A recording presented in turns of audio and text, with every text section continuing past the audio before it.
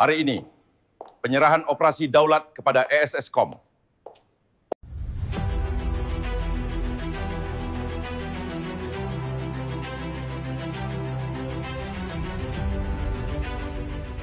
Pada hari ini, dalam tahun 2013, Majlis Penyerahan Rasmi Operasi Daulat kepada Kawasan Keselamatan Khas Pantai Timur Sabah, ASCOM, disempurnakan oleh Yang Amat Berhormat Datuk Seri Musa bin Haji Aman, Ketua Menteri Sabah di Felda Sahabat 16, Lahad Datu, Sabah.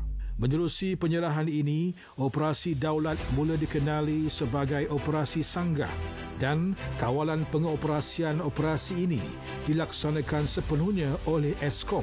Operasi daulat dilancarkan oleh Angkatan Tentera Malaysia ATM bersama dengan Polis Diraja Malaysia PDRM pada 5 Mac 2013 selepas 3 minggu usaha untuk menamatkan pemberontakan pengganas Sulu melalui rundingan menemui jalan buntu.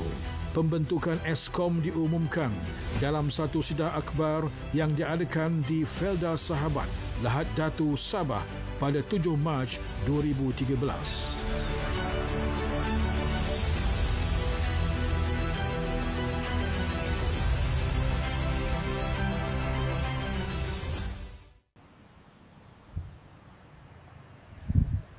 Jangan lupa membeli melalui beg kuning.